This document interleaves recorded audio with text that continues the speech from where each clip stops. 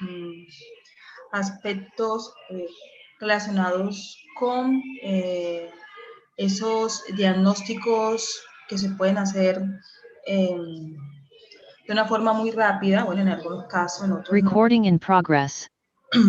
en relación a lo que es las infecciones del tracto genitourinario, no solamente para las mujeres, sino pues también para los hombres, y entender que hay un sinfín de enfermedades que nosotros podemos padecer y que el 99% de estas infecciones son dadas o son transmitidas por la vía sexual a través de secreciones, fluidos, lesiones que se tengan en esas partes, dependiendo del agente infeccioso que las esté causando, ya sea un agente de tipo viral o ya sea un agente de tipo bacteriano, entre otros, o también podemos encontrar parásitos que se pueden transmitir a través de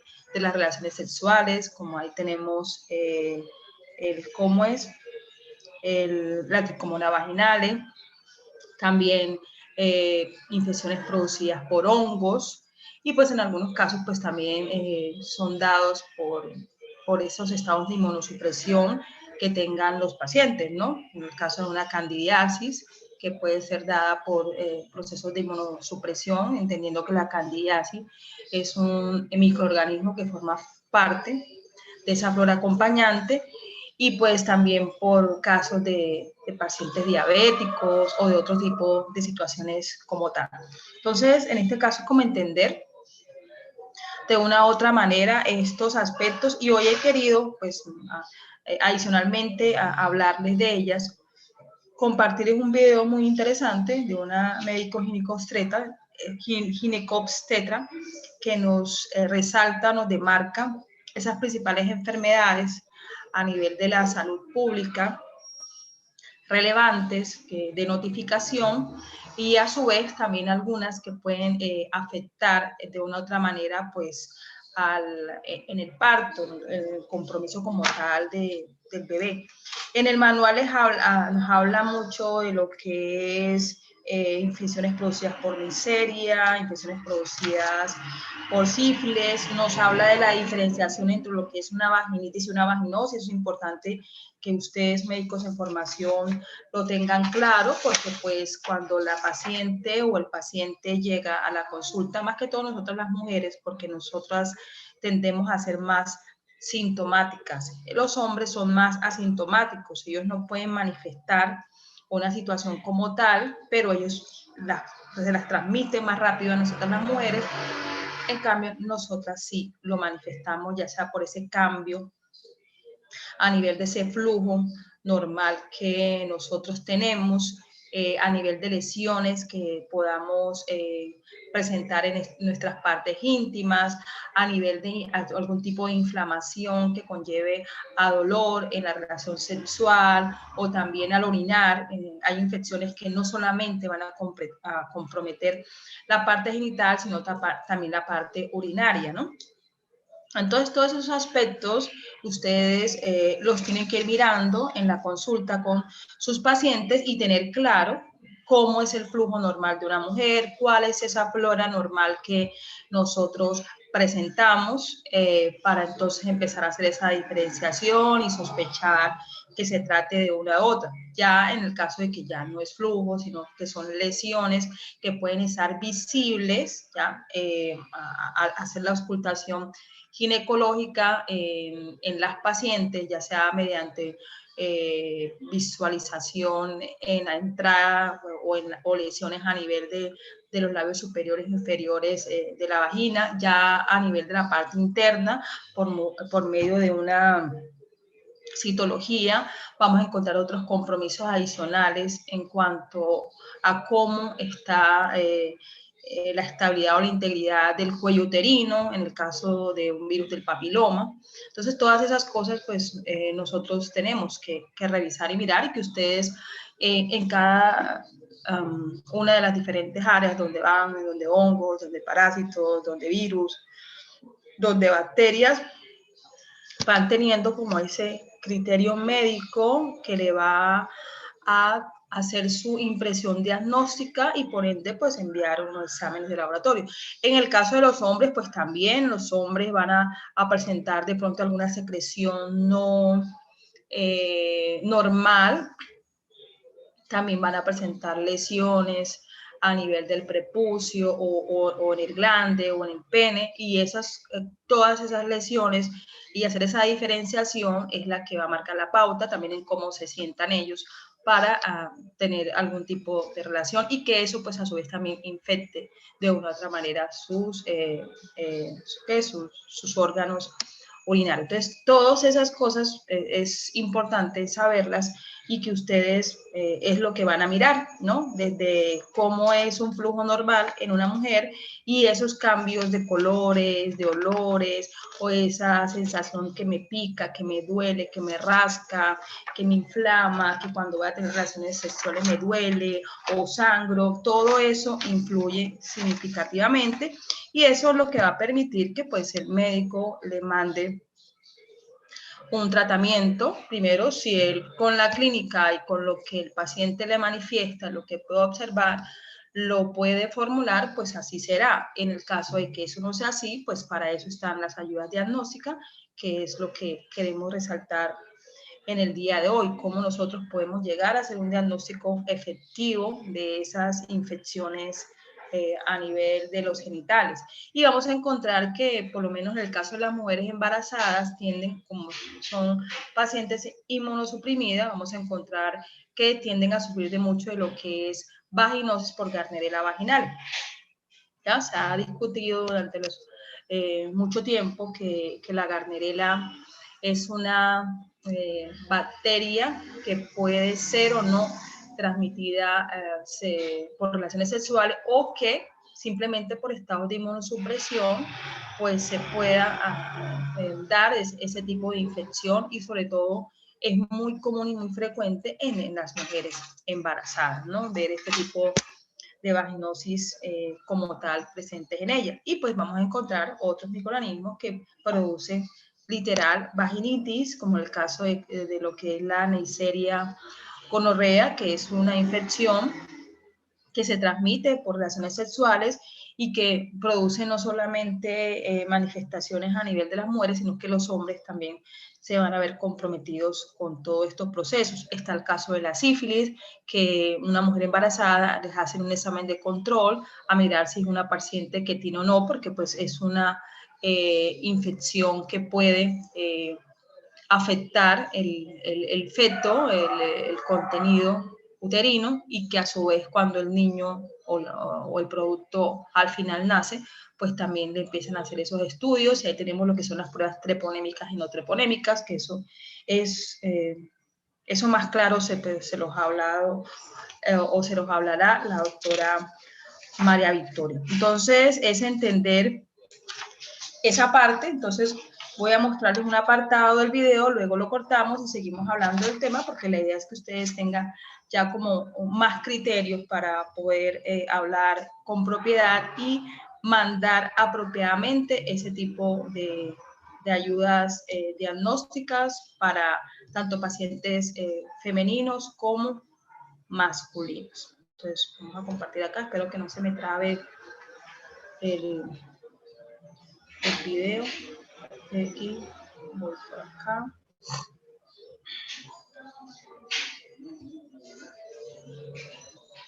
Okay.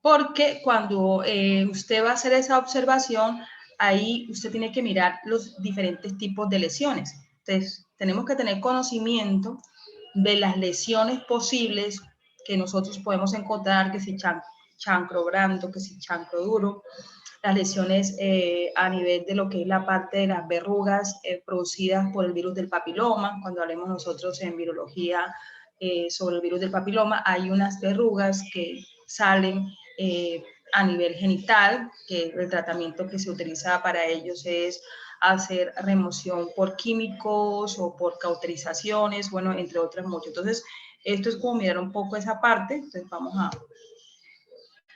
colocarlo y ahí y vamos a ir pues, como cortando, y ya lo coloco. Ustedes me dicen si se escucha, si no se escucha. La hepatitis B y la infección por VIH. ¿Sí se escucha? Sí se escucha. Sí, profe. Es importante resaltar que las infecciones de transmisión sexual se consideran eventos de salud pública de interés a nivel mundial. Por eso la OMS es, digamos, uno de los organismos que más muestra interés en el tema, y para 2016 publica esta estrategia, la Estrategia Mundial del Sector de la Salud contra las Infecciones de Transmisión Sexual, donde propone ciertas metas a cumplir en los indicadores de salud de estas infecciones para su control, debido a que se consideran que son una epidemia a nivel mundial. Ellos consideran que hay que priorizar ciertas poblaciones en las cuales las ITS son de mayor prevalencia, como son los trabajadores sexuales, los hombres que tienen sexo con hombres, los pacientes con VIH, las personas jóvenes, los adolescentes, las mujeres, las poblaciones móviles o migratorias, que puede ser el caso actual en nuestro país, los privados de la libertad, las poblaciones habitantes de calle o que consumen sustancias psicoactivas. Esta última de afectadas por conflictos pues también atañe a nuestro país. Los datos que se presentan en esta diapositiva son extraídos de los informes de eventos del Instituto Nacional de Salud.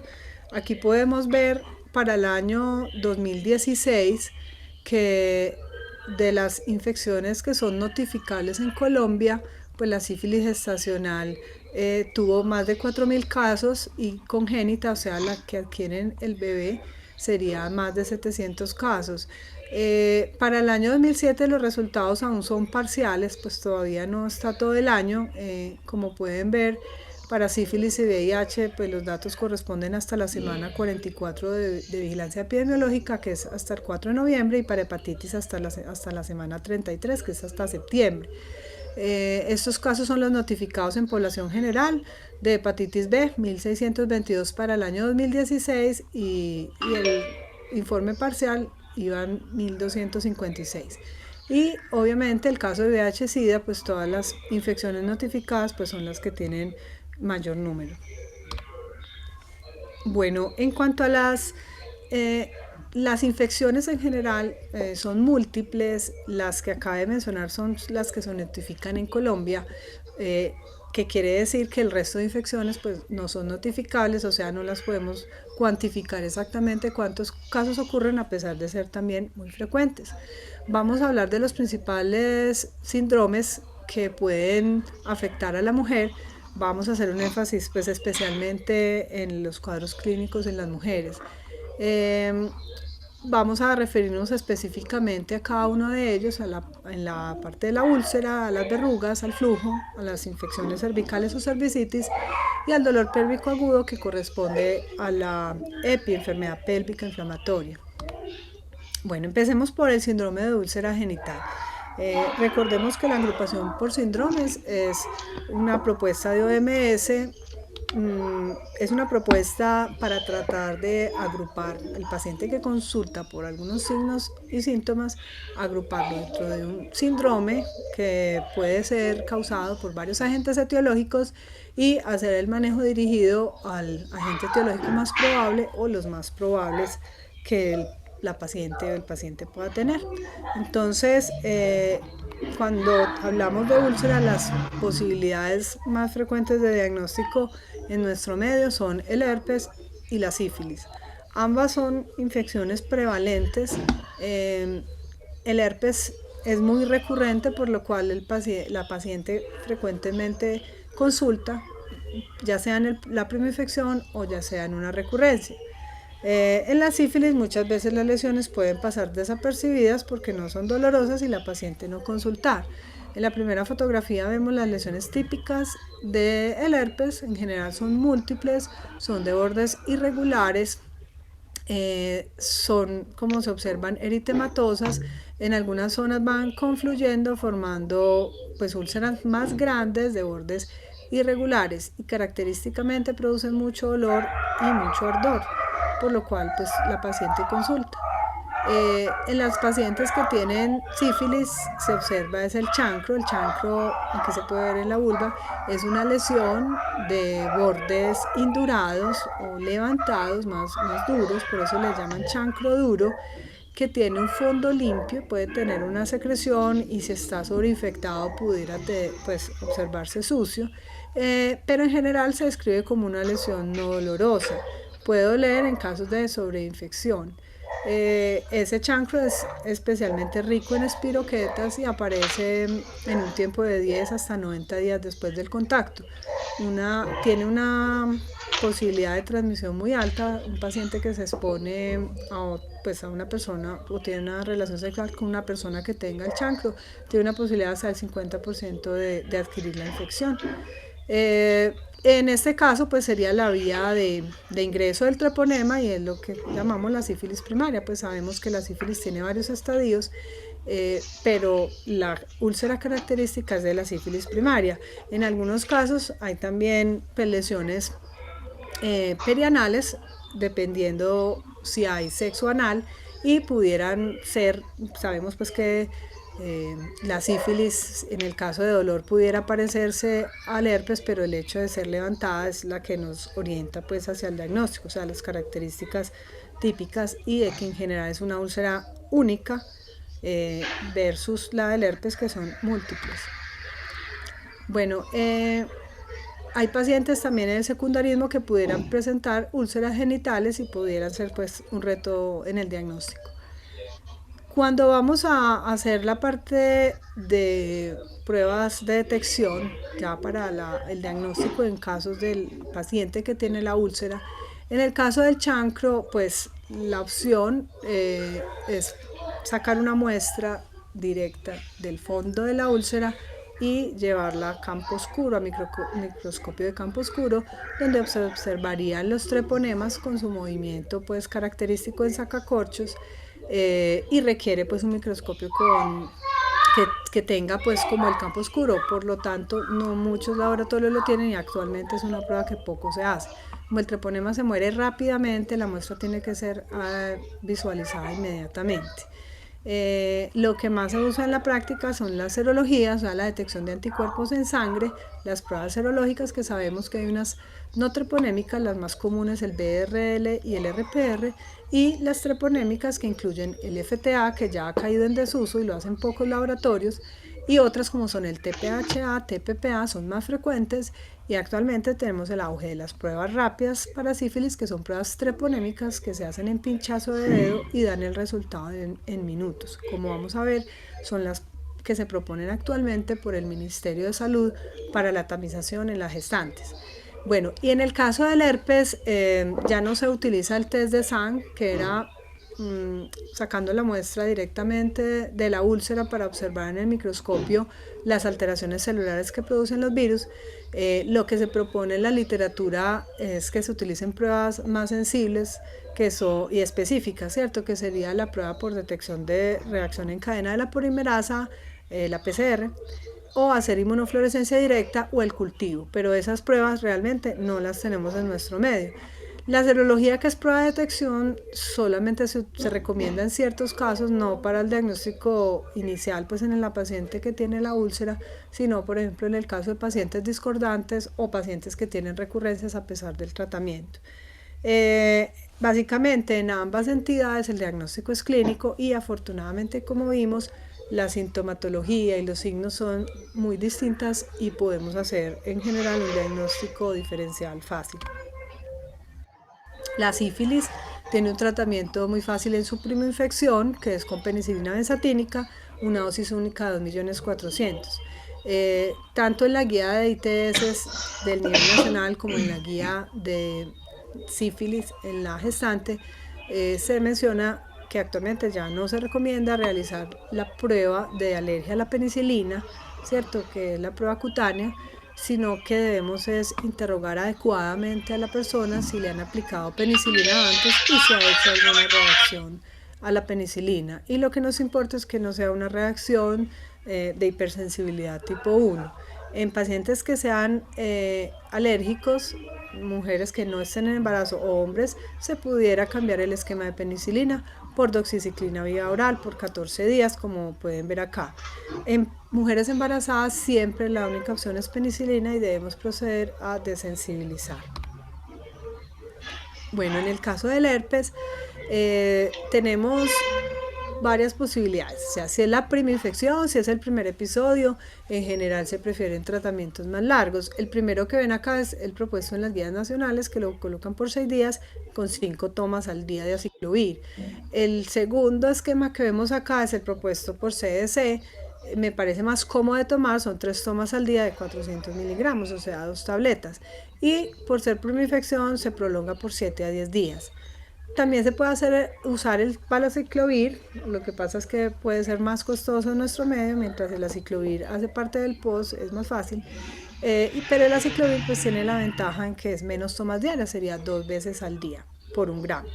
Cuando son episodios de recurrencia, son menos sintomáticos, normalmente duran menos, pero igual pues requieren tratamiento. Entonces la guía nacional los propone un tratamiento pues similar a la primera infección, mientras CDC propone un tratamiento que es más acortado, o sea, por 5 días.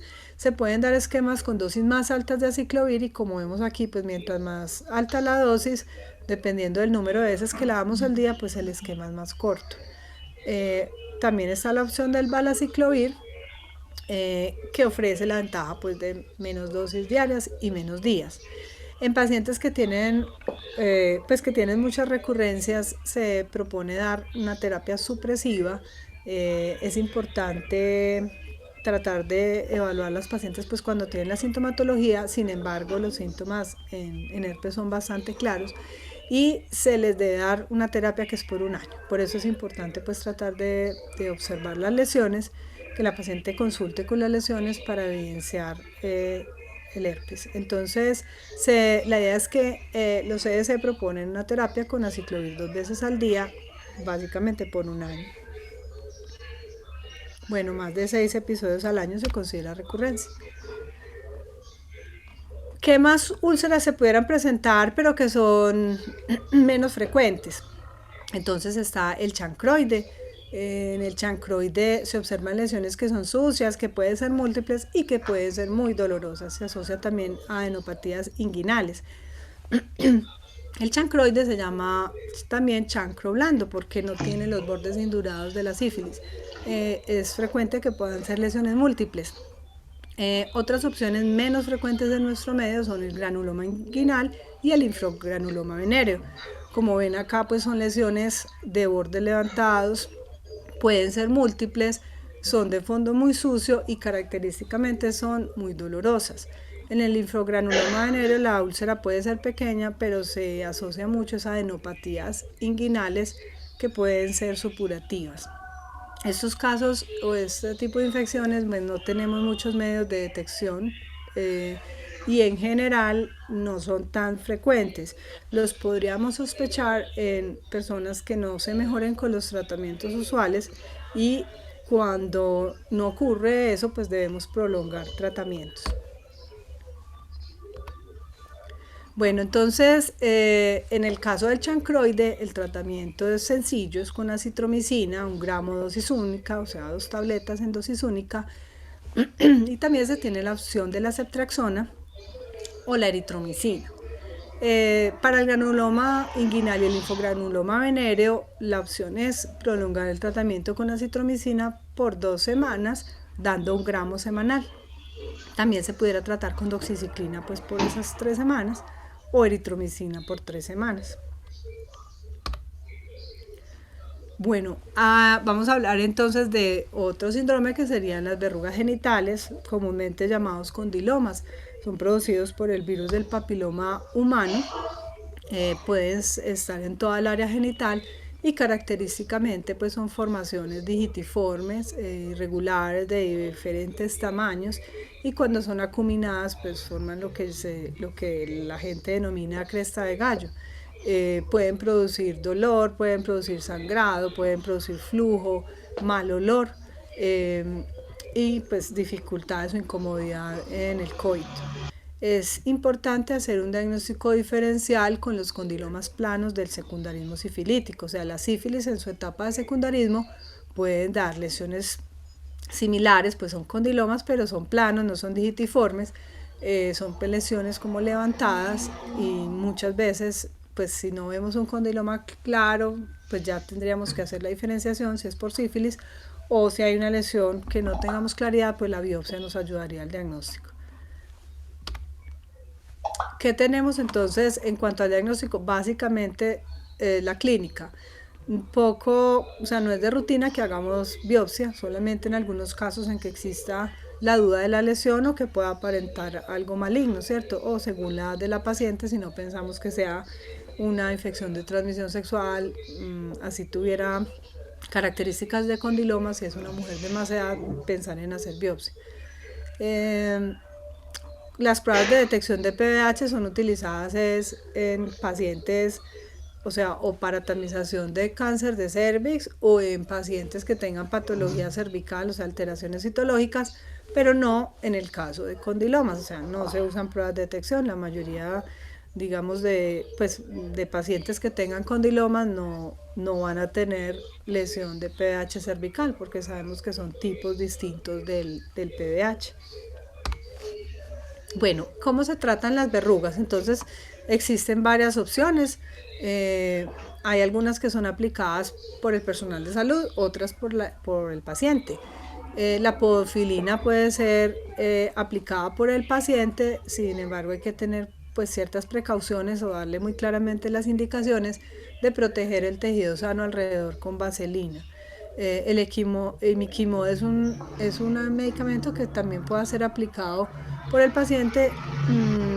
Digamos que en general esos medicamentos requieren un uso hasta que la lesión desaparezca. Las cinecatequinas no se encuentran en nuestro medio, ¿cierto? Pero están descritas en las guías de los CDC. El ácido tricloroacético es muy frecuentemente utilizado en nuestro medio, produce una erradicación pues de la lesión, y también hay que tener cuidado con el tejido alrededor. Este debe ser siempre aplicado por personal de salud, y es el tratamiento de elección en las embarazadas. La crioterapia es a base de nitrógeno líquido, frecuentemente pues la usan en dermatología, en consultorios, en salas de procedimientos de dermatología, para pues a través de la congelación de la lesión, esta pues se necrosa y se cae. Otras opciones ya serían quirúrgicas. Lesiones muy grandes se hace extracción quirúrgica, resección quirúrgica, también hay evaporación con láser o fulguración con electrocirugía. Bueno, ahora vamos a hablar del síndrome de flujo vaginal. Sabemos que el flujo vaginal es la principal causa o motivo de consulta en ginecología. Es un síntoma que las mujeres perciben como algo anormal, no siempre está asociado a infecciones de transmisión sexual. Precisamente, aunque esta sea una clase de ITS, vamos a hacer todo el diagnóstico diferencial, porque la mayoría de flujos no son de transmisión sexual. Es importante saber o hablar acerca de la secreción vaginal normal, y que las mujeres puedan reconocer eso para saber cuándo se sale de ese patrón.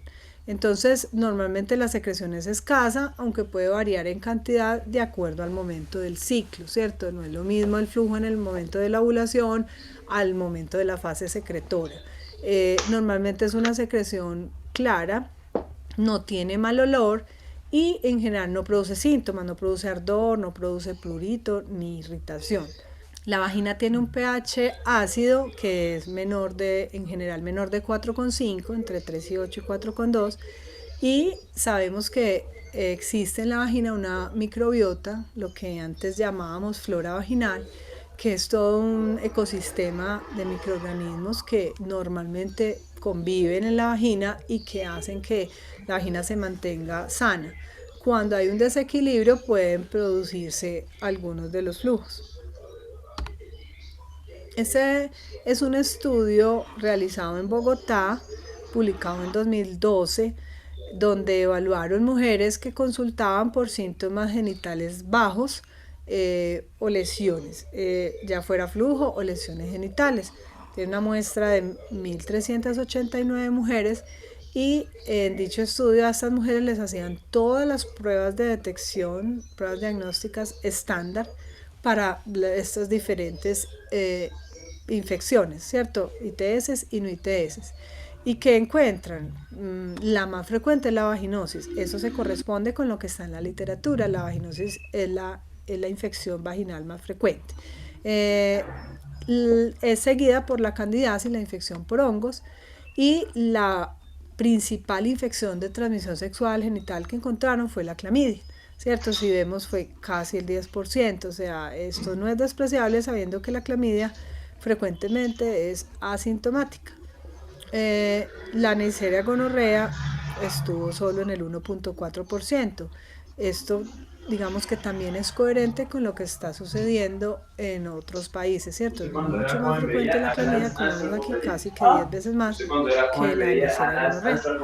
La tricomona a nivel mundial es una ITS muy frecuente, ¿cierto? Es la ITS, digamos, curable porque se trata, no como las virales que son recurrentes, pero la tricomona con tratamiento es, digamos que se resuelve.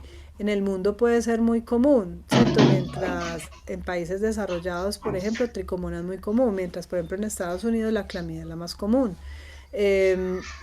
Para nosotros la tricomona realmente se ha vuelto menos frecuente, ¿cierto? Ha cambiado esa epidemiología y eso es coherente también con este estudio que demostró la tricomona solo en el 0.8%. Ellos incluso hicieron cultivo que para la tricomona es en el medio Diamond y ya cuando hacían cultivo pues sí se aumentó un poco más.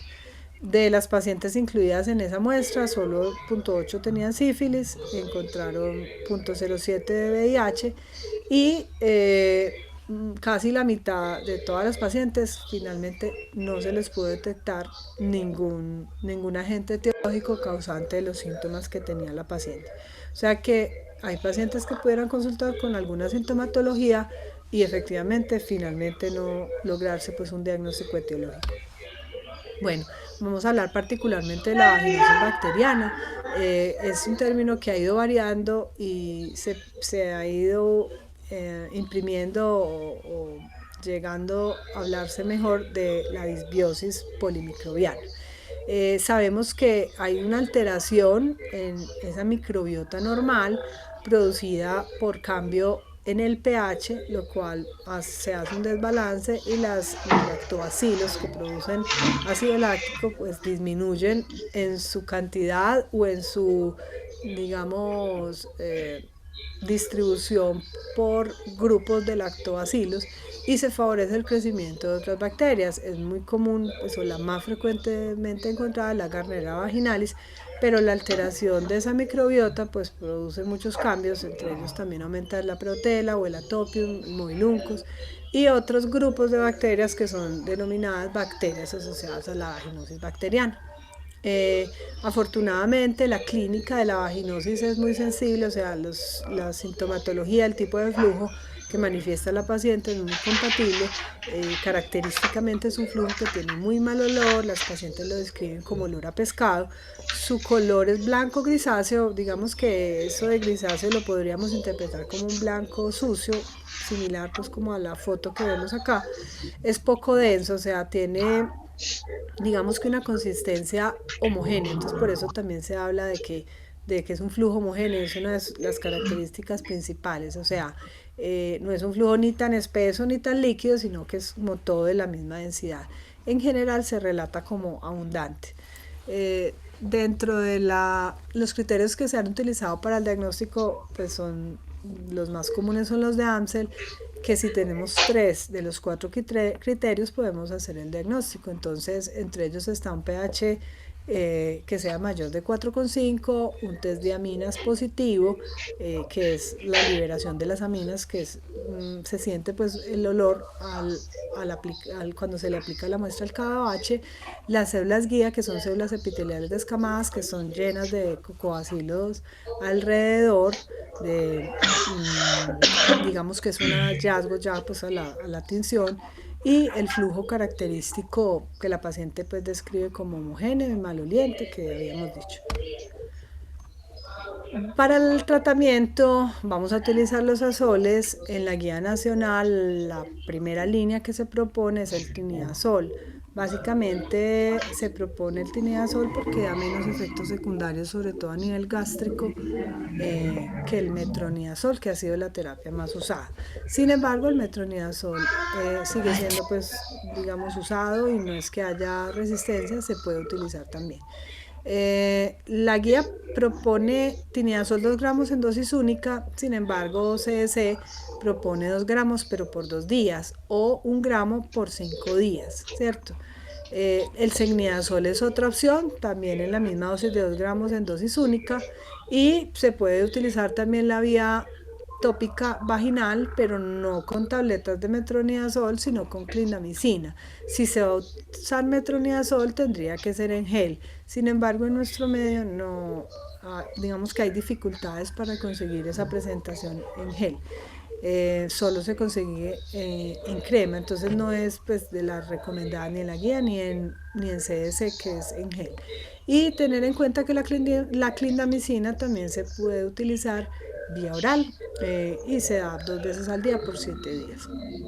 Los óvulos se pueden usar de clindamicina, los damos por 3 días y son de 100 miligramos. Entonces, como ustedes ven, en general los tratamientos son más que todo vía oral, excepto la clindamicina vaginal o la clindamicina en óvulos.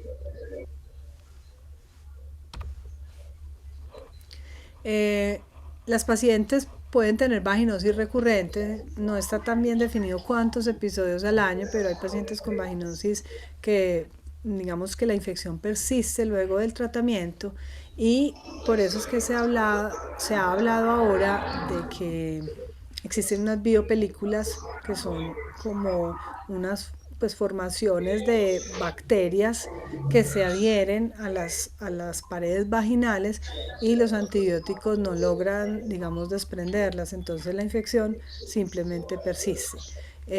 Las recurrencias deben tratarse por esquemas más largos, ¿cierto? Entonces se habla de metronidazol y de clindamicina por 7 días, y para pacientes que tienen infecciones recurrentes, otra opción que no tiene tanta evidencia, pero que se propone en la guía nacional, es dar óvulos de metronidazol, 2 óvulos por semana por 4 meses. Ya habíamos visto que en la primera infección pues normalmente no damos óvulos, pero infecciones recurrentes para hacer profilaxis es una opción. Es importante que no requiere tratar a la pareja, y que incluso hay evidencia suficiente de que tratar a la pareja, al compañero, no va ni a hacer que la infección resuelva más rápido, ni a evitar tampoco recurrencias.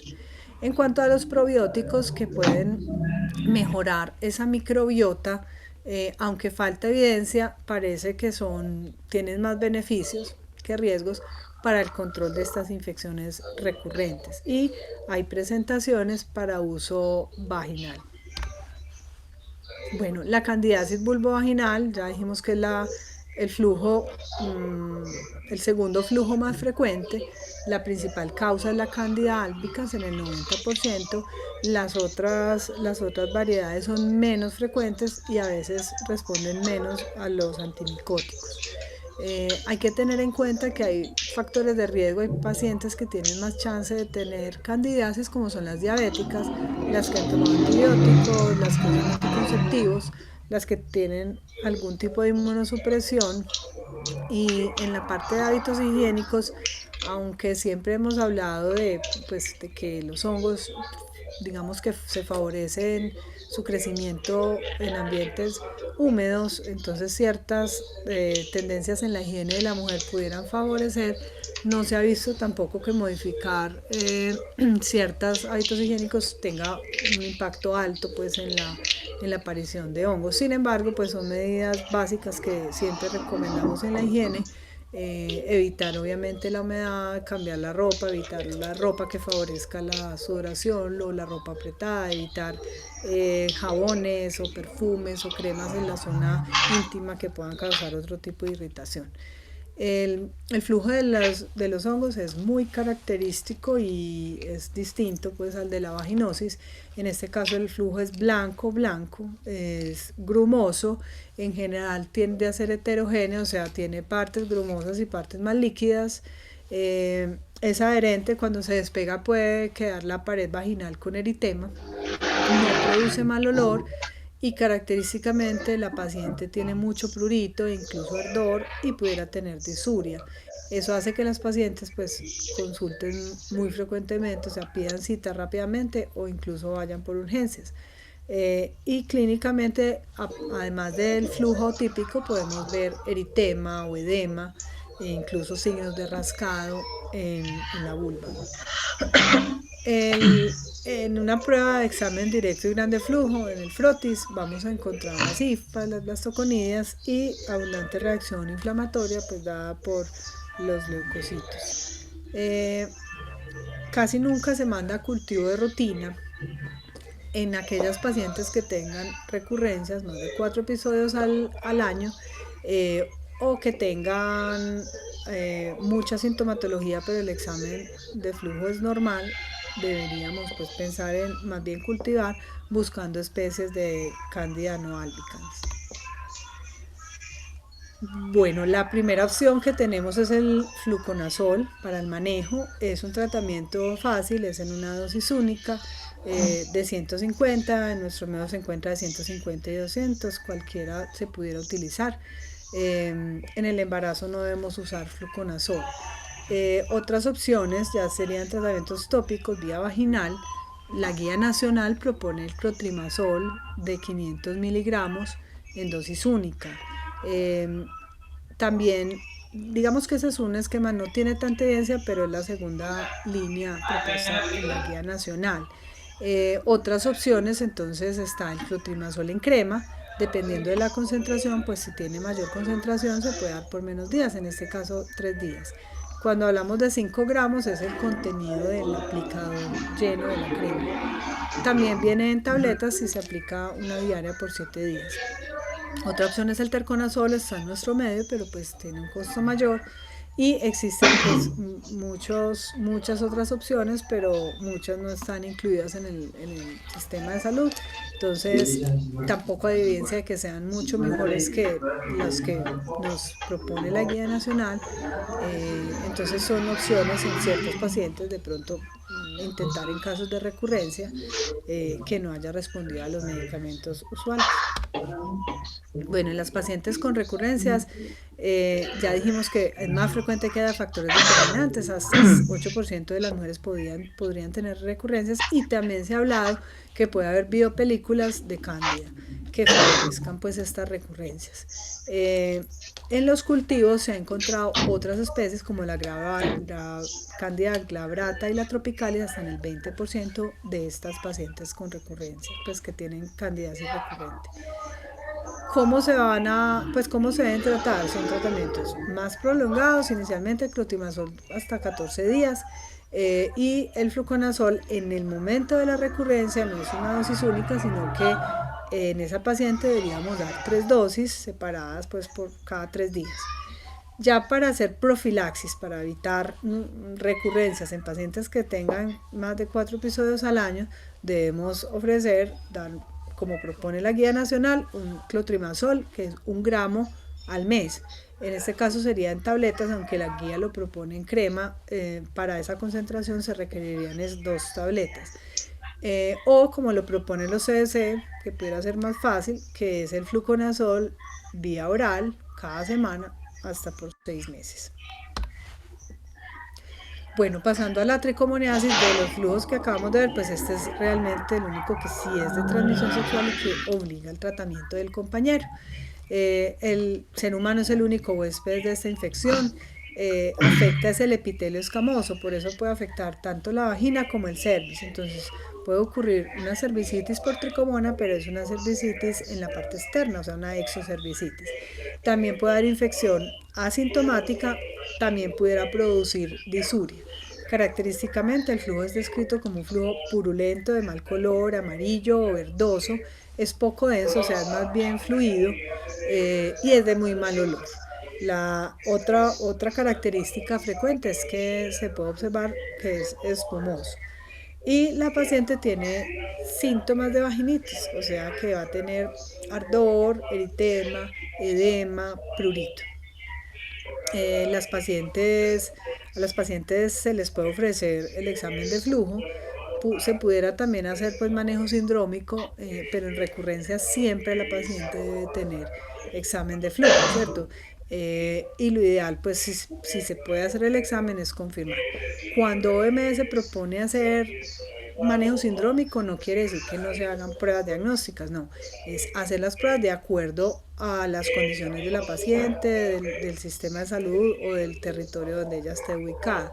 Entonces, cuando hacemos manejo sindrómico, o sea que hacemos un diagnóstico de un tratamiento en la misma consulta, pues evitamos como que la paciente se nos pueda perder para el tratamiento y eso es más efectivo que mandar pruebas diagnósticas. Pero en caso de que la paciente, tengamos confianza de que la paciente va a regresar con el examen o hay dudas del diagnóstico y podemos mandar la prueba, se recomienda mandar la prueba.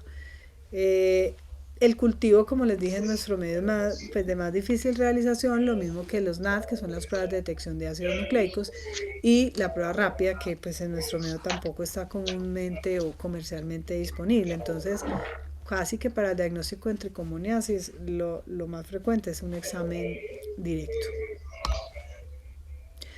El tratamiento fácil con los imidazoles, la propuesta en la guía nacional es imidazol 2 gramos en dosis única.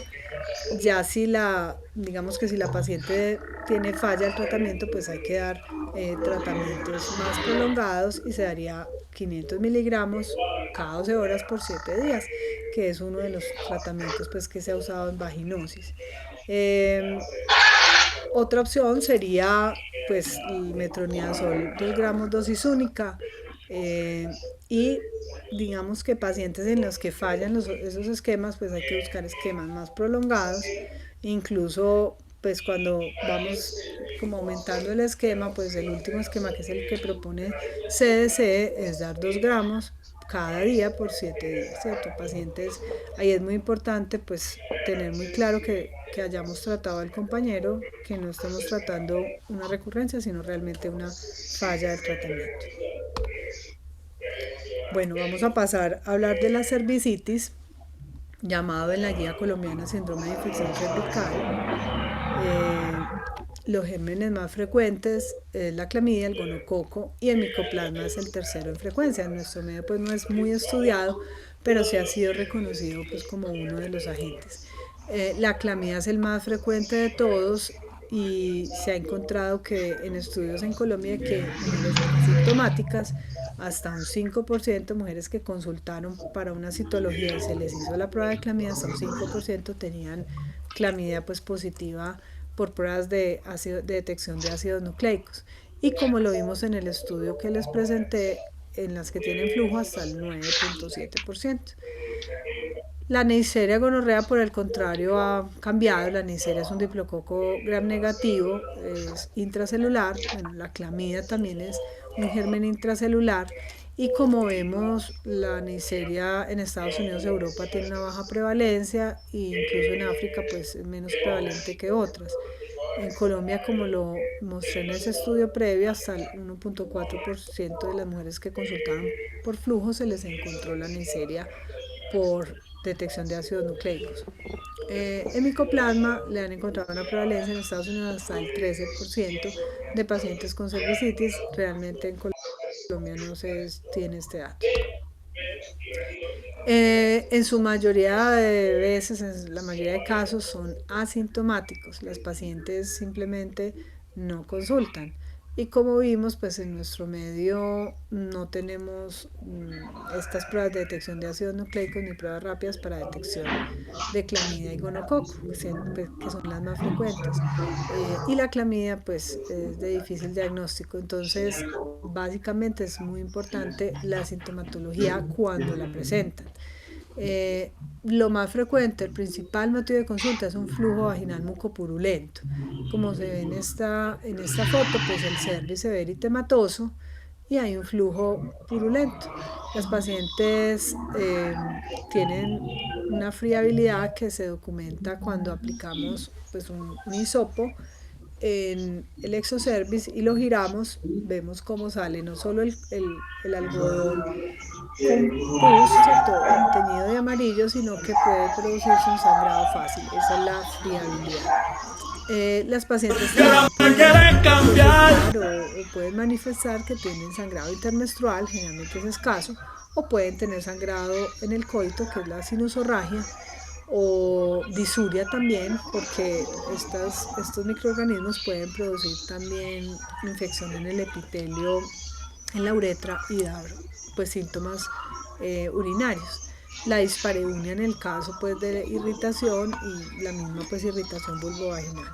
Sin embargo, sabemos que la infección, como lo mencionamos, es del cervix. Bueno, ¿cuál es el problema o los riesgos que tiene la cervicitis? Quizá la cervicitis por sí sola no tiene mucho problema, pero cuando asciende sí tiene riesgo de tener secuelas digamos que temidas, costosas para el sistema de salud y con muchos costos también emocionales para las pacientes. Entonces, más o menos un 20% de las pacientes con cervicitis van a tener un ascenso de la infección a través del cervix hacia el tracto genital superior, o sea, útero, trompas, ovarios e incluso pudiera haber pelviperitonitis, ¿cierto? Y en este caso, ¿cierto? La infección ya en el tracto superior es la enfermedad pélvica inflamatoria, la EPI, con las secuelas temidas que conocemos, que es la infertilidad, los embarazos ectópicos, que están dentro de las causas de muerte materna en primer trimestre, y el dolor pélvico crónico, que es complejo de manejar. Bueno, para el diagnóstico de cervicitis o de los gérmenes que producen cervicitis, digamos que el directo y gram, en cuanto a la clamidia, no se ve la clamidia, es un germen muy pequeño, intracelular, y las tinciones pues, son difíciles, no se tiñe con las tinciones usuales. Cuando, bueno, se puede cultivar, en el caso de la clamidia es un cultivo difícil, no se hace en nuestro medio, requiere células de McCoy, que es pues, células, un tejido, pues es un cultivo de células vivas, es difícil, es más en ambientes de investigación. Y en el caso del gonococo, pues tenemos el cultivo de Tallen Martin, que es en agar chocolate modificado. Sí se dispone, pero no podemos esperar resultados de cultivo para, digamos, como para retrasar el tratamiento. Sin embargo, sí se deben ordenar para vigilancia epidemiológica. Bueno, la detección de antígenos se utiliza en el caso de la clamidia por inmunofluorescencia y también las pruebas rápidas. Las pruebas rápidas es como lo que se ve en este caso, son pruebas de inmunocromatografía en fase sólida. Se utilizan tiras reactivas o cassette donde se coloca la muestra y en la ventanita se ve la reacción de forma visual a través de líneas de color. Desafortunadamente las pruebas rápidas para clamidia y gonococo no tienen muy buena sensibilidad y especificidad, y siguen pues en desarrollo. Sin embargo, en pacientes que tienen sintomatología y estas pruebas dan positivas, pues obviamente contribuyen al diagnóstico, pero en nuestro medio pues no tienen mucha difusión. En cuanto a detección de anticuerpos, o sea, pruebas serológicas, existe detección de pruebas para clamidia, pero no es que se utilicen como para contribuir al diagnóstico de clamidia. Se han utilizado más en investigación, observándose que mujeres con infertilidad tienen más frecuentemente, con infertilidad por infertilidad tuvárica, es más frecuente que tengan anticuerpos positivos para clamidia que mujeres con Profe, perdón, es que infertilidad. casi no se escucha.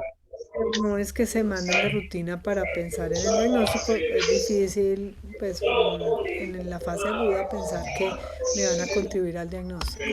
No se escucha. Bueno, y las pruebas reinas, o sea, Profe, las como no tiene el principales micrófono encendido, entonces se escucha mucho el ruido. en toda la literatura son las pruebas de Que, detección de ácidos que nucleicos, apago son el micrófono pruebas yo, pero si lo secuenciales apago, ¿se escucha? cualitativas.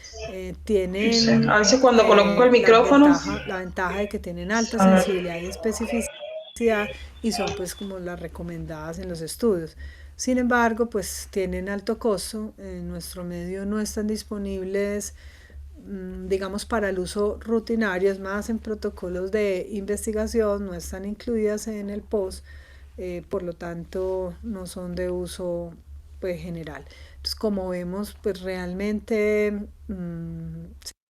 seguimos usando el examen de flujo y el cultivo en el caso del gonococo, y prácticamente la clamidia tenemos pocas opciones. La inmunofluorescencia, aunque está en algunos sitios, es costosa y tiene baja sensibilidad, por lo cual no se usa de rutina. En otros países tienen la tamización para la clamidia, o sea, tienen ya estandarizado que en ciertas poblaciones realizan tamización. Entonces, generalmente mujeres jóvenes sexualmente activas. Por ejemplo, en Estados Unidos, estas son las indicaciones de tamización para clamidia, ¿cierto? Que sean sexualmente activas, que sean menores de 25 años, con una pareja nueva o que tengan múltiples parejas, que tengan un diagnóstico de alguna ITS o antecedente de ITS o su pareja tenga ITS, a las embarazadas, a las trabajadoras sexuales o a las que están en la cárcel. Entonces, digamos que tienen claro y tienen todo un programa de tamización. Y estos otros países también tienen algunos programas, pues tienen programas de tamización para clamidia para ciertas poblaciones. ¿Qué se ha encontrado? Al tamizar la clamidia y dar tratamiento a aquellas que sean positivas, se disminuye la incidencia de enfermedad pélvica inflamatoria. Bueno, en el caso de la cervicitis es un ejemplo, es el mejor ejemplo de la relevancia del manejo sindrómico, puesto que por las fallas que tenemos en las pruebas de diagnóstico hay que tratar de hacer un diagnóstico clínico para tratar de llegar a un tratamiento. Sin embargo, pues el flujo solo es un pobre indicador de infección cervical, ¿cierto? El flujo es más frecuente que sea incluso por otros gérmenes, pero dado que no tenemos la tamización, pues tenemos que basarnos en el síntoma, los signos que encontremos en la paciente, que ya mencionamos, y si hay factores de riesgo. Entonces OMS propone, pues si tenemos signos, síntomas y es una paciente de riesgo, debemos hacer tratamiento para el manejo sindrómico. ¿Qué debemos cubrir? Clamidia, gonococo y micoplasma, ¿cierto? La citromicina le cubre la clamidia y el micoplasma, y la ceftriaxona le cubre el gonococo.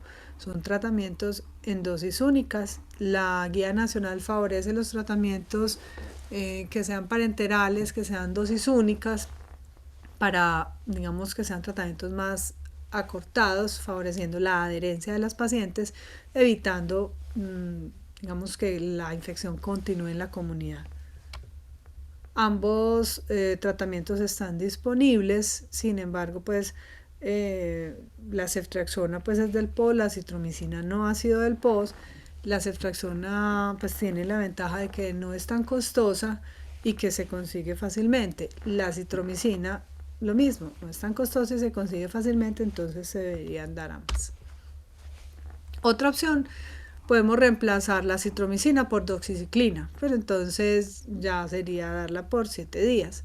Y para la neisseria podemos reemplazarla por la cefixime, que es un medicamento vía oral, sin embargo no es del POS, es más o menos costoso y no se consigue tan fácil. Otra opción para personas alérgicas a las cefalosporinas es la spectinomicina. Se encuentra en nuestro medio, aunque también tiene pues, su costo y no es tan fácilmente disponible. Bueno, vamos a hablar entonces de la EPI. Ya mencionamos pues como su relación con los gérmenes de cervicitis. En el caso de EPI ya es una infección del tracto genital superior y se considera que es una infección polimicrobiana, o sea, hay unos como iniciadores de la infección, pero en sí se encuentra diversidad de microbios ya en la infección aguda. Entonces aquí están los más frecuentes y toda la microbiota vaginal pues se puede encontrar que contribuye a la infección. Entonces también vamos a encontrar gram negativos, anaerobios, Gardnerella vaginalis. Estos gérmenes que vimos entonces dan respuesta por el 85% de los casos. Hay otras pacientes, hasta el 15%, que pueden tener infecciones por microorganismos respiratorios entéricos. Digamos que son las que son más frecuentemente, que no son de transmisión sexual, o que son pacientes, digamos, en rangos de edad más cercanos o más allá de la menopausia. Se habla de EPI aguda cuando los síntomas ocurren en menos de 30 días, y de EPI crónica, más que el tiempo, es los gérmenes involucrados. Entonces, está la tuberculosis, está la actinomyces como causantes de infección crónica. Son cuadros más larvados, pues generalmente van a tener dolor, y a veces el diagnóstico pues es difícil. Sin embargo, hay pacientes que van a tener también, digamos, que no tienen el cuadro agudo, toda la sintomatología aguda, como es el caso de la clamidia, que da una infección subclínica, y la paciente puede, digamos, no consultar, o consultar cuando ya tiene las secuelas, que era lo que anteriormente llamábamos epicrónica. Pero bueno, se llama epi subaguda, como aquella que no cumple eso de tener menos de 30 días o que es asintomática. Tanto en la guía de CDC como en la guía nacional de ITS se habla de que para el diagnóstico de EPI tenemos que tener un umbral de sospecha bajo. O sea, es más importante tratar de diagnosticar más y tratar más mujeres que de pronto excluir diagnósticos porque le falten criterios, y pues no darle el tratamiento a una mujer con las secuelas que sabemos que hay. Entonces, toda mujer joven que consulte por dolor pélvico, que sea sexualmente activa o tenga factores de riesgo, debemos sospechar o descartar que no sea una EPI. Al examen físico, el tacto vaginal es primordial. Se deben buscar 3 signos, ¿cierto? Que haya dolor al palpar el útero, dolor al palpar o movilizar los anexos, y dolor al movilizar el cérvix. Con cualquiera de esos 3 signos presente, uno solo, me apoya el diagnóstico. Los CDC proponen unos criterios adicionales que apoyan el diagnóstico, mas no son necesarios. Sin embargo, para la guía nacional, la guía de Colombia, sí dice que al menos tenga uno. En general, los CDC pues proponen que simplemente apoyan. Me parece que es más lógico, para no dejar de tratar pacientes que puedan tener la infección.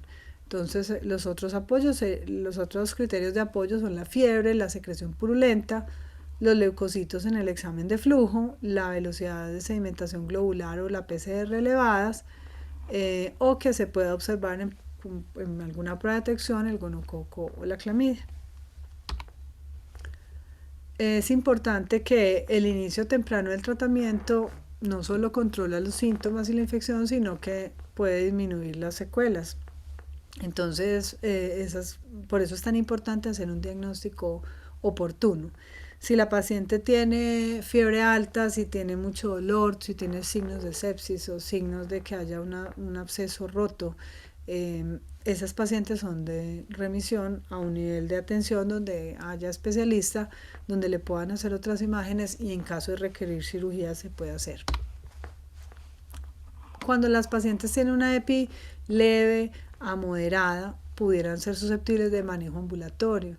El manejo ambulatorio de primera línea que ofrece la guía nacional es con ceftriaxona, citromicina y metronidazol.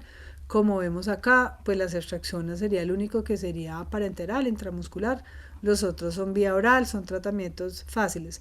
La citromicina se puede reemplazar por doxiciclina, pero pues sabemos que son una tableta cada 12 horas por 2 semanas, entonces el cumplimiento, pues la adherencia es menor, por eso se prefiere la citromicina.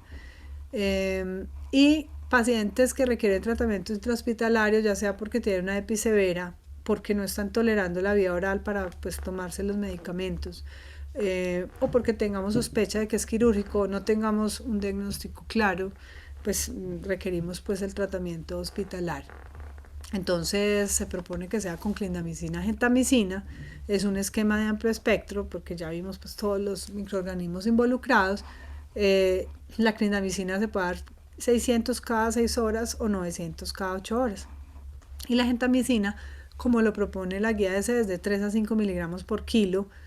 Ellos lo ponen repartir en varias dosis al día, sin embargo se puede usar en dosis única para evitar pues como la toxicidad y aprovechando que tiene un buen efecto pues antibiótico.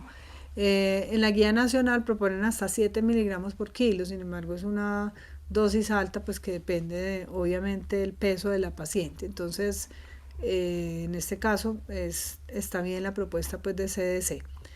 Y después de que la paciente mejora durante la hospitalización, ya lleva más de 24 horas sin fiebre, mejora el dolor, mejora la sintomatología, digamos cómo se observa ella clínicamente, se puede pasar entonces a continuar con un manejo oral ambulatorio hasta que complete los 14 días del tratamiento de EPI.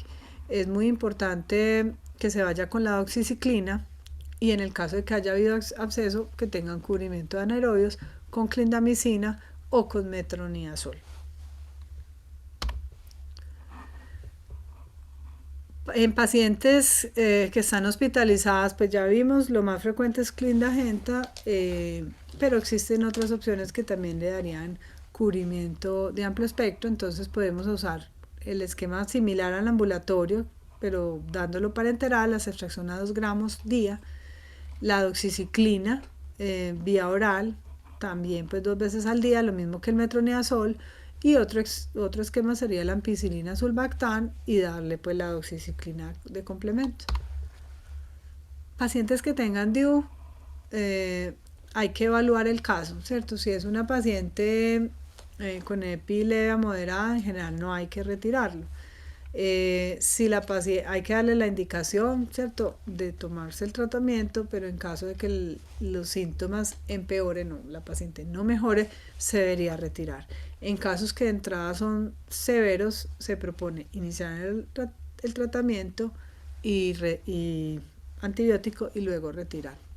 Entonces, en general hay que tratar de, digamos, salvar el DIU, evitar retirarlo de entrada, iniciar el tratamiento y reevaluar, ¿cierto? Si no ha mejorado los síntomas, en 72 horas se debe retirar.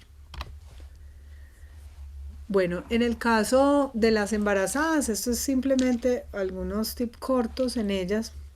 Entonces ya mencionamos que en sífilis el tratamiento si es la úlcera sería una dosis, si es el secundarismo también sería una dosis, pero si es sífilis terciaria o tardía serían 3 dosis.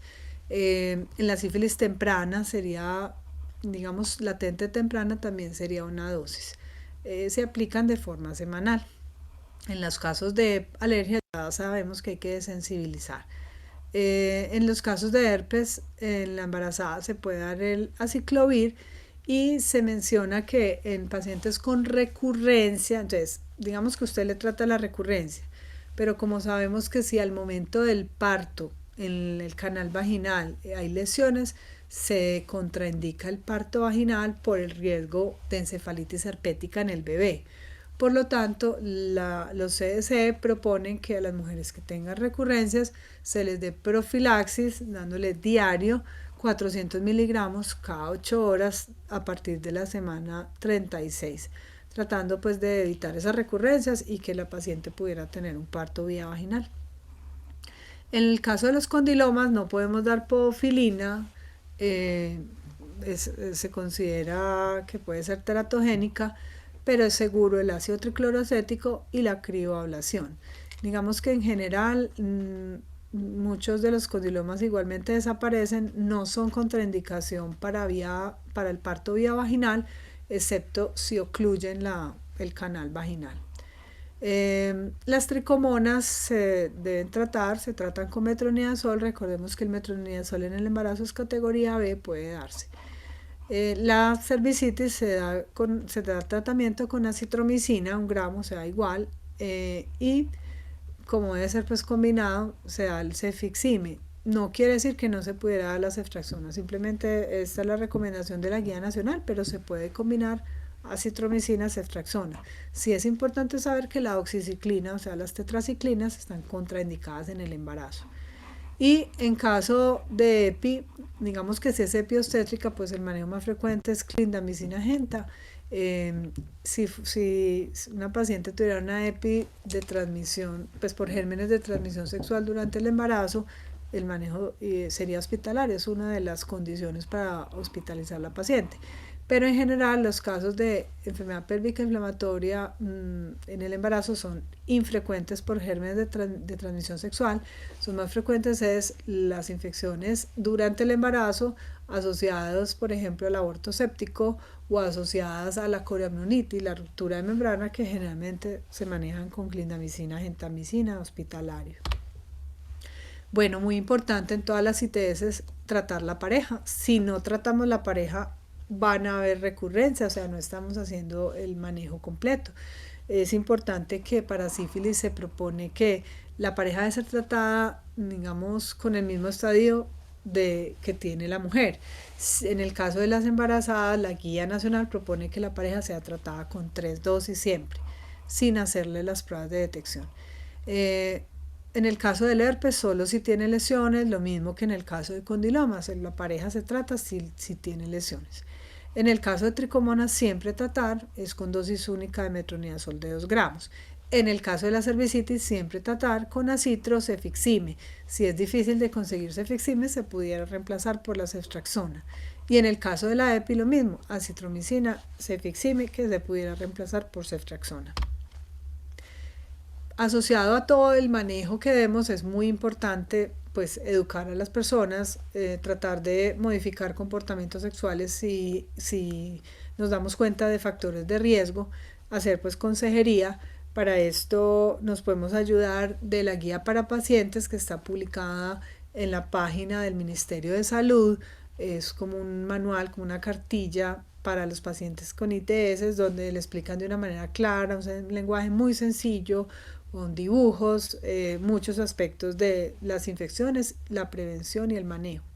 Es importante dar signos de alarma, ¿cierto?, en caso de que el paciente no pueda continuar el tratamiento o que los síntomas persistan a pesar del tratamiento, para volver a consultar o para realizarse pruebas. Y las pruebas, en pacientes que tienen infecciones de transmisión sexual, siempre buscar otras infecciones y por lo tanto siempre hacer prueba de VIH. La prueba de VIH en Colombia debe hacerse previa asesoría voluntaria, donde se le dan, o sea, se indaga acerca de los conocimientos que la persona tiene del VIH, y a la vez pues se le da educación y se prepara para el resultado que pueda venir, sea positivo o negativo. Las otras pruebas que se hacen de rutina sería el antígeno de superficie de hepatitis B y la serología para sífilis. Digamos que dentro de la consulta pues puede haber obviamente una oportunidad de hacer tamización por parasitología en los casos pues que aplique, como medidas pues de prevención. Bueno, después de este panorama de las infecciones de transmisión sexual, vamos a pasar a describir los principales.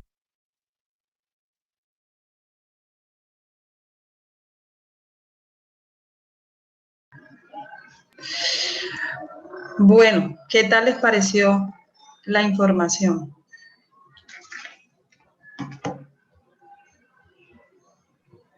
Bastante útil, profe, y muy concisa. Sí, muy buena y más hablado por un experto, un especialista. Esto es, como ustedes lo ven, de la Universidad de Antioquia. Ya ahorita les comparto el link para que lo terminen de ver, porque la siguiente parte ya va de la mano con la afectación que se tiene en este tipo de infecciones cuando en la gestación, ¿no?, a nivel obstétrico, ¿ya? Entonces, quise traerlo porque pues ahí les hace de una manera descriptiva y ustedes poniéndose el papel, asumiendo como médico, lo que ustedes pueden encontrar, esperar en sus pacientes y a su vez lo que ellos pueden referir en cuanto a las diferentes infecciones, los diferentes agentes infecciosos que pueden causar estas complicaciones. Ella recalcó mucho la parte de las mujeres, porque cuando les hablé al inicio, nosotras, lastimosamente, somos más asintomáticas que los hombres, ¿no? Nosotros somos los que más rápidamente manifestamos la infección y una vez cuando nosotros nos vemos con lesiones y todo, enseguida lo que pensamos, esto me lo pegó, tú sabes, ya sea que tengas tu pareja, como dicen, tu pareja, ¿qué? Pareja formal, o ya sea que hayas tenido alguna situación con otra persona, tú inmediatamente vas a sospechar que tu pareja fue la que te contagió o te produjo la infección. Y ahí hablaba pues también de los tratamientos que se debe dar tanto para hombres como para mujeres, dependiendo la infección como se da en ese momento, y también les habla de que hay vaginosis, en el caso de la vaginosis, como lo que es la Gardnerella vaginalis, lo que es la cándida, que no son infecciones dadas por transmisión sexual, sino que sean por otros factores. Es importante pues tener en cuenta todo eso. Mire, la parte de la cervicitis, que puede producir infertilidad. Entonces, todas esas cosas conllevan a hacer un diagnóstico que en la gran mayoría de muchas de estas se puede hacer un diagnóstico fácil partiendo de la clínica y luego con un examen de frotis de flujo vaginal. Lo que ella hablaba y expresaba, que nosotros pues tomamos una muestra del flujo vaginal, hacemos un montaje en fresco, también hacemos un GRAM, y ahí pues vamos a visualizar, algunos sí se dejan, otros no, como en el caso de la Neisseria, nosotros podemos visualizar a esos cocos gram negativos que siempre se forman como diplococo, y casi siempre estas personas cuando tienen este tipo de infecciones producen gran reacción leucocitaria de tipo polimorfonuclear que se evidencia cuando realizamos ese examen de frotis de flujo vaginal, en donde va a haber una ausencia total de lactobacillus, porque los lactobacillus son esa flora normal que nosotros presentamos, y cuando hay este tipo de infecciones, pues ellas se eliminan, obviamente por esos cambios de pH que nosotros manifestamos. La gran mayoría de las infecciones que nos dan en el caso de nosotras las mujeres es por esos cambios de pH que se puedan presentar, ya sea por cambios en alguna situación fisiológica que tú tengas, anormal. También hay muchas mujeres que se hacen muchas duchas vaginales, que se viven aplicando cremas, cosas así. Pues obviamente sin necesidad, eso hace que pues también mate esa flora, haga esos cambios de pH, haciendo que se vuelvan más propensos a la infección. Alguien decía, bueno, después que tú tienes relaciones sexuales, ¿por qué eres más propensa a sufrir de infecciones? Pues eso tiene una lógica. Recordemos que el semen, ¿verdad? A nivel de los hombres, el pH, ¿cómo es? El pH es alcalino. Entonces, claro, nosotros pH ácido, pH alcalino, lo que hace es modifica el pH que nosotros tenemos a nivel de nuestra vagina, haciendo que nosotras nos volvamos más propensas a sufrir infecciones después de haber tenido relaciones sexuales, y cuando hay un coito total, o sea, que no se haya utilizado ningún tipo de preservativos u otras cosas acompañantes.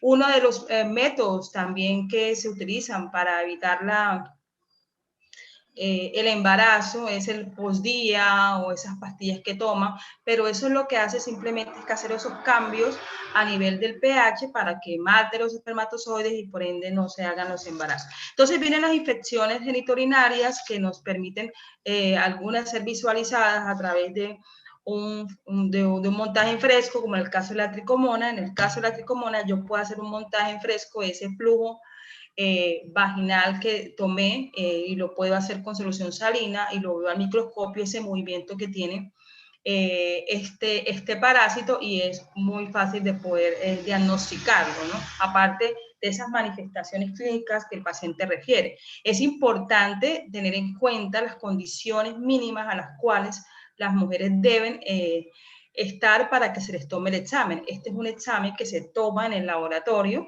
ya, allá mismo, entonces se le tiene que decir a la paciente que no debe haber tenido relaciones sexuales, o sea, que hayan pasado un periodo de más o menos 3 días como mínimo, que no debe tener la menstruación, que no debe haberse aplicado ningún tipo de cremas, ni óvulos, ni nada por el estilo, que se bañe normalito, porque hay gente que piensa que es que entre más sucio vaya, que entre más desasiado, que no te bañe, eso es mentira, usted se baña normalito y se va a hacer su examen allá, porque allá es donde se lo van a tomar, con hisopos estériles, en donde le van a hacer diferentes tomas de muestras. Hay algunas partes en donde pues ya le preguntan a la mujer si ha tenido relaciones sexuales, entonces utilizan el espéculo, tipo citología, pero es para tomarle mucho mejor la muestra, ya más internamente, y en otros casos, pues cuando no es así, pues se lo toman del introito vaginal, esa secreción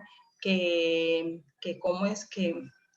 manifiesta, que por lo general las mujeres cuando consultan al médico, ya sea el médico general, ya sea el ginecólogo, es porque están botando una secreción que no es la común, que le produce prurito, que le produce picazón, o que le produce inflamación, o en un sinfín de cosas, entonces deciden tomarle la muestra, un primer hisopo, para adicionarlo a una solución de KOH, como decía la doctora, que es para ver el test de aminas positivos, ya esa producción de aminas que se produce ahí, que emite un olor a pescado, o sea, tú introduces el hisopo con la muestra de flujo y enseguida desprende ese olor ahí a pescado, y ese es un test de aminas positivo, y es característico de la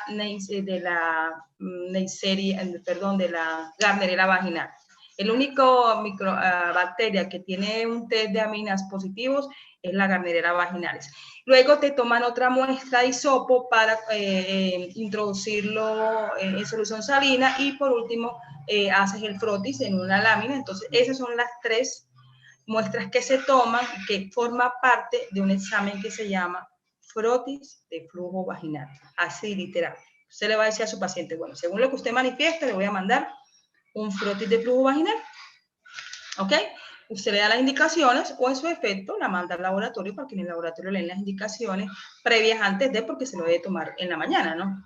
Obviamente no es que sea una regla que debe ser en la mañana, pero lo ideal sería que se lo tomara temprano, porque pues si hay un laboratorio particular y usted se quiere hacer un frotis de flujo vaginal a cualquier hora del día, pues también perfectamente lo puede hacer, pero se recomienda que se debe realizar se debe realizar pues en las horas de la mañana. ¿Listo? Y pues se lleva al laboratorio y allá se hace un montaje en fresco con el hisopo con que se tomó la solución salina. Lo hago ahí en una lámina portajeto, luego le coloco el cubre y hago la visualización al microscopio para observar en fresco estructuras, movimientos que se vean en el caso de la comuna vaginal. Y luego hago con el frotis la tinción de Gram. ¿Y qué voy a ver en un frotis de flujo vaginal en la tinción de Gram? Voy a ver bacterias, puedo ver células epiteliales, puedo ver regiones leucocitarias, puedo ver estructuras micóticas, y pues todo eso va asociado a las patologías que ustedes, ya por el conocimiento que tengan de las bacterias, de los hongos, de los parásitos y de los virus, bueno, en el caso de nosotros, pues no, estos exámenes no aplican, pues ustedes va a hacer la correlación con base en los hallazgos que se presenten ahí en ese examen de flujo vaginal. Lo mismo también se hace con el frotis de flujo uretral, que por lo general, ustedes saben que el mismo conducto para orinar es el mismo conducto para pues botar las secreciones en el caso de los hombres, entonces siempre se le hace la recomendación a él, que sea él el que se tome la muestra con ese hisopo que se debe introducir ahí para poder realizarles el examen. Entonces, pues es básicamente eso, es conocer las enfermedades, es saber sospechar, hacer esa impresión diagnóstica para poder mandarle exámenes a tiempo. Miren el caso de la cervicitis, cómo puede a futuro en nosotras las mujeres crear esa imposibilidad de poder ser mamá, porque ya afectando órganos internos como tal, y pues también mirando que hay diagnósticos que no necesariamente tienes que hacer un examen, sino es lo que tú visualizas cuando nos hablaba de lo que es las verrugas a nivel del virus del papiloma, cuando nos hablaba también de los chancros, entre otros. Pues, ¿tienen alguna pregunta? ¿Qué les pareció? Profe, ¿Si les quedó? una pregunta. Sí. ¿El chancroide blando hace parte de la hemófilos ducrel? Sí. Ok, listo. Aquí les voy a dejar en el chat el link para que cuando lo quieran ver completo lo puedan hacer, para que les permita tener ya la información más completa. Ahora se me perdió el chat, acá está. Claro, el tema, ¿tienen algo adicional? O pues consideran que sí, cumplió sus expectativas en relación a las infecciones genitales, más que todo.